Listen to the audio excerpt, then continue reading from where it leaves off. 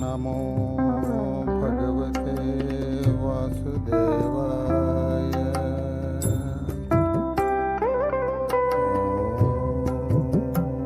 నమో భగవతే వాసుదేవ. అశోచ్యానవ్యశోచస్త్వం ప్రజ్ఞావాదాంశ్చ భాషసే గతాసు నగతాసుశ్చ నానుశోచంతి పండితా నానుశోచంతి పండితా.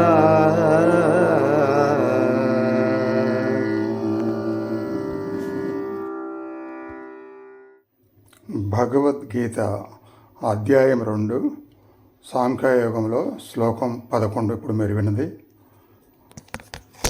దీనికి అర్థం, దుఃఖింప తగని వారిని గూర్చి దుఃఖించుట అనుచితము.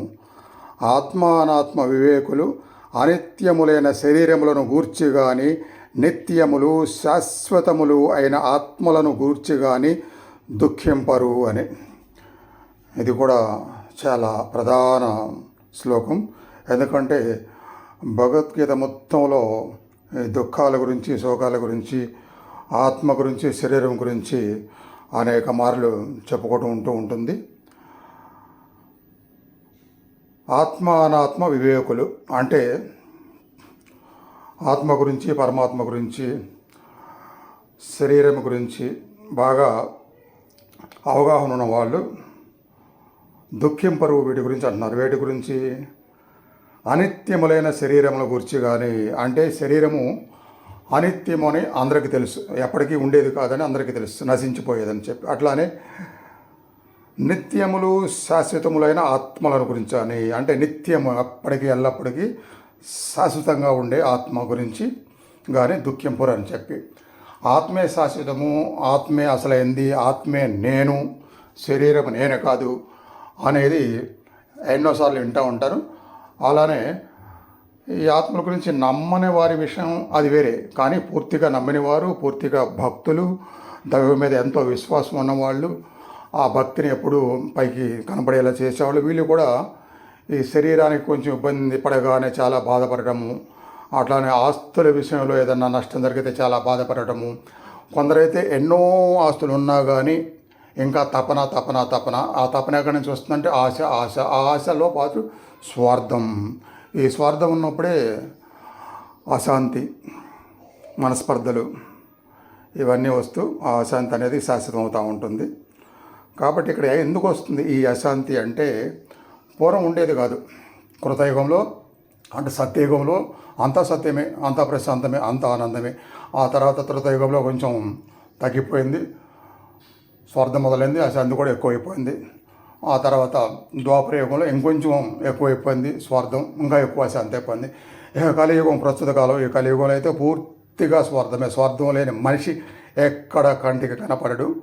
అందువల్లనే ఆ స్వార్థం వల్లనే ఆశలు పెరిగిపోయి, ఆ ఆశల వలన ఇంకా ఇంకా ఇంకా ఇంకా ఏదో కావాలని దక్కకపోతే అశాంతి, ఈ స్వార్థం అశాంతి పెరిగిపోయింది. కాబట్టి ఈ కలియుగంలో ఈ ఆధ్యాత్మికత, ఆత్మ అనాత్మ అవగాహన, భక్తి, ఆధ్యాత్మిక ధ్యాన సాధనలో లేని వాళ్ళకి అసలే ఉండదు శాంతి అనేది. పూర్తిగా వాళ్ళు అశాంతిలోనే ఉంటూ ఉంటారు. ఎందుకు కారణం? కలి ప్రభావం చాలా ఎక్కువ ఉంది. కాబట్టి ఎంత ప్రయత్నించినా వేరే విధంగా శాంతి అనేది దొరకదు, తృప్తి అనేది దొరకదు. తృప్తి, శాంతి ఉండాలంటే తప్పనిసరిగా ఆధ్యాత్మిక అవగాహనతో కూడిన సాధన నిర్ణయాలు పెంపొందించుకోవాలి. వీటికి దూరం అయితే కలియుగ ప్రభావం ఇంకా ఎక్కువ పడిద్ది. శాంతి అనేది జీవితాంతం లేకుండా అశాంతి మాత్రమే ఉంటూ ఉంటుంది. అందువలన తప్పనిసరిగా ఆధ్యాత్మికతో కూడిన ధ్యాన సాధనలు, అవగాహన, ఆత్మానాత్మ అవగాహన ఇవన్నీ ఉంటూ ఉండాలి. ఇవన్నీ ఎక్కడి నుంచి వస్తాయి? భగవద్గీత లాంటి వాటిని అర్థం చేసుకొని మెల్లిమెల్లిగా వాటిని నమ్ముతూ వాటిని ఆచరణలో పెట్టుకొని ప్రయత్నం చేస్తే వస్తాయి. ఈ ప్రయత్నం చేయని వాళ్ళకి మాత్రం రావు. ఆ ప్రయత్నం చేయమని పదే చెప్తూ ఆ ప్రయత్నానికి అవసరమైన ఎన్నో రకాల వీడియోలు మీకు పంపిస్తూ అవగాహన తెచ్చుకోండి, సాధన చేయండి అని మళ్ళీ మళ్ళీ చెప్తూ ఉంది. అందుకనమాట తప్పనిసరిగా ఆధ్యాత్మిక అనేది ప్రతిరోజు జీవితంలో ఒక భాగంగా ఉంచుకోవాల్సిందే. ఇవన్నీ పెరిగిపోతే ఇక ఆధ్యాత్మిక సాధనలన్నీ పెరిగిపోతే అప్పుడు శాంతి మొదలైద్ది, స్వార్థం తగ్గిద్ది. ఈ సాధన వల్ల ఏమవుతుందంటే నిశ్చలత వస్తుంది. నిశ్చలత వలన నిర్భయత్వం వస్తుంది. నిర్భయత్వం వలన ప్రశాంతత వస్తుంది. నిశ్చలమైన మనసుతో సాధన చేస్తారు కాబట్టి ఆ నిశ్చలత అనేది మనసులో వచ్చేసి ప్రశాంతత వచ్చి స్థిరత్వం వచ్చి భయాలు లేకుండా ప్రశాంతంగా ఉండడం మొదలైద్ది అన్నమాట.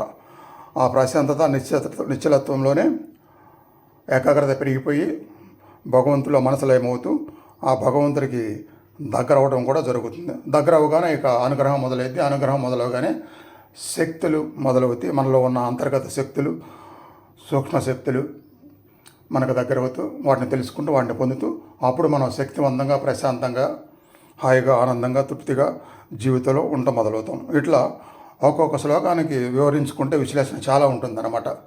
చాలా శ్లోకాలు ఉన్నాయి కాబట్టి మరీ ఎక్కువసేపు చెప్పకుండా ప్రతి శ్లోకంలో 5-6 నిమిషాలతో నేను ముగిస్తూ ఉంటాను.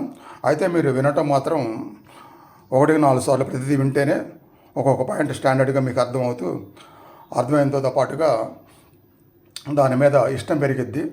మనిషికి కావాల్సింది శాంతే కదా, ప్రశాంతే కదా, వీటి వల్ల వస్తుంది, వీటిని మనం తెలుసుకుందాము, చేద్దామనే ఇష్టం పెరిగి శాశ్వతంగా చేయడానికి మీరు స్ట్రాంగ్గా ఉంటారనమాట. ఇలా మీరు ఫాలో అవుతుండండి. ఇంత మంచి చేసే ఈ వీడియోని ప్రతి ఒక్కరికి షేర్ చేయండి. తప్పకుండా కొత్త వాళ్ళు అయితే సబ్స్క్రైబ్ కూడా చేసుకోండి, లైక్ చేయటం మర్చిపోవద్దు. ఓం నమో భగవతే వాసుదేవాయ. సర్వే జనా సుఖినో భవంతు. ఓం శాంతి శాంతి శాంతి. ఓం నమో నారాయణాయ.